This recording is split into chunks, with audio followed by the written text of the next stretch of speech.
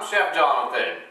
I know it's been a while since I've done a video for you guys, but a lot's been going on since you last seen me. I bought a new house, we moved, we're still putting everything together. So this video series I'm going to do for you guys is on Appalachian cooking. That is my roots. We're going back to where it all started from for me. I'm going to share with you all some recipes from my family over the years. And I hope you enjoy it as much as I do enjoy sharing this with you.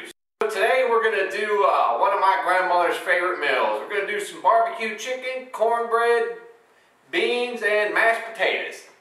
Okay, so now we're in my new kitchen. As y'all can see, it's kind of big, but I'm really lacking some cabinet space. But let's get started.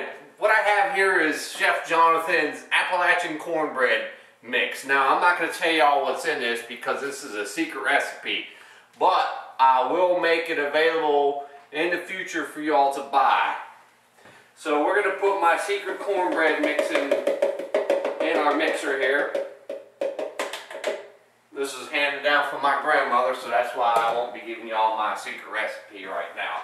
We're going to take 1 egg. We're going to put it right in here. And 1/4 cup of oil. Now traditionally you're going to use lard, but since you can't find lard in the store anymore, we're just going to use 1/4 cup of oil. And we're just going to mix all that up. Okay, to our cornbread mix we're going to add 1 cup of milk and also a cup of whole kernel corn. That's right, and you can also, if you want, you could add jalapenos, you could add some cheddar cheese. But I'm just going with the traditional style, so I'm just going to add corn. And we're going to mix that up a little bit. The other thing about Appalachian cornbread, the way it's made, it's done in a cast iron skillet. But unfortunately, Chef John doesn't have one big enough for cornbread today. I just got a small one. So I'm going to grab a glass pan and we're going to use that. Now, the way they do it, the way my grandmother would do it, she would take the pan and she'd put 2 tablespoons of bacon fat in there and she'd heat that up in the oven and season that skillet right good. But since we don't have that, we're going to use this here glass pan. Okay, so we got our cornbread mix in the pan here, and we're going to pop it in the oven 350 degrees for about 20 to 25 minutes. Okay, next thing we're going to get going is our seasoning for our green beans. Now what I got in this bowl is called jowls, hog jowls. They're from the jaw of the pig, and I just cut it all up.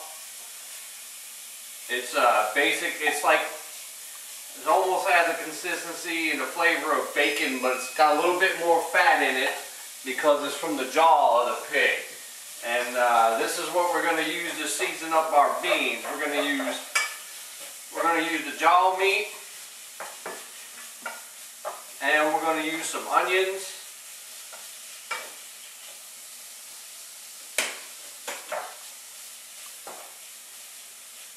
And some other little spices for you. I'll go through them all as we get this going. So what you're going to want to do is start sauteing up your jaw meat and letting it pull the fat out. Okay, so we're getting our jaw meat all sauteed up nice and good here. This has got a lot of fat in it, like I said. And we're going to put onions in here. We got about a cup of diced onions. And we're just going to put that and saute it right up in there with our jaw meat. Now, depending on whether you all like the new video series of this type of cooking, I'll share some other recipes for you. I plan on, if and you all are willing to allow it, to doing some dandelion jelly, probably some Johnny cakes, and a few other traditional Appalachian dishes. Okay, our onions and our jaw meat is sauteed up nice and good. I'm going to go over here to the fridge, grab our green beans. Now, as the season kicks off again next year, I'll be planting a big garden outside, and we'll be going out there and collecting vegetables to use in our videos. I'll add the beans. What I'm going to add to this next is a cup of chicken stock that I have over here on the stove. And I'll show you what we're going to do with that chicken stock here next. So we're just going to let all these flavors marry together, let these beans cook. Add a little bit of pepper to this. some salt. Just do this to taste, because that's how we do things. And a little bit of garlic powder. And we're just going to let this cook right up. This is going to cook for a while. Traditionally, you would use snap beans, but since it's too late in the season for snap beans, I just use some regular green beans that we had frozen and put away. Okay, I put a lid on our green beans, and we're going to let them cook a little bit. I got our potatoes on already. Cornbread's in the oven, almost done. And I told y'all I had chicken stock on the back of the stove, and there's a reason why I have chicken stock there.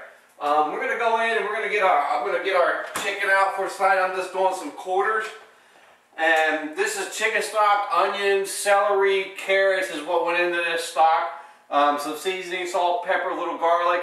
This is a secret that I'm sharing with you all, because this is the best way to do chicken. What you're gonna do is you're gonna put the chicken right in the stock that we have here in the pot. And what's going to happen is all that flavor is just going to get right into the chicken, and it's going to be really good. And the good thing about this is when you take this chicken out, you can take this stock and turn it into a really tasty chicken soup. And we'll do one later on for you when it gets nice and cool. I'll share a recipe with you when it gets cold out. Okay, our green beans are done. They're basically over here sitting low. Our chicken is ready for the next part. Our potatoes are still boiling, and our cornbread is coming out of the oven right now. Oh man, that's some good cornbread right there. Good cornbread. And now we're going to go over here to the pot, and we're going to get our chicken. Now what you want to do is you don't want to cook this all the way done. You just want to be about 3/4 of the way there. And you're just going to drain it off. Get that onion, put that onion back in that pot right there.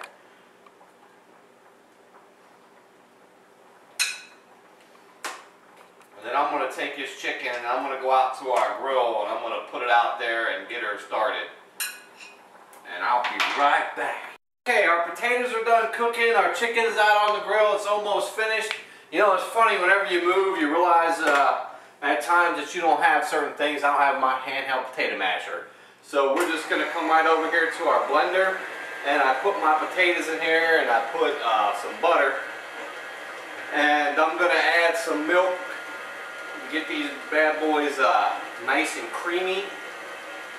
You can use heavy cream, half and half. If you really want to give them some good flavor, you can put some sour cream right in there. Okay, we're going to season up our potatoes with a little bit of salt, a little bit of pepper. If you want, you can, like I said, you can add some sour cream. You can also come over here and do what I'm going to do. I'm going to grab just a little bit of our chicken stock, and I'm going to put it right in here in these potatoes for the flavor. That's about 1/4 cup. And then I'm just going to add some salt, about a teaspoon, and some black pepper. And I'm going about 1/4 teaspoon of that because you don't want that pepper to be overwhelming. And I think I'll add just a little onion powder.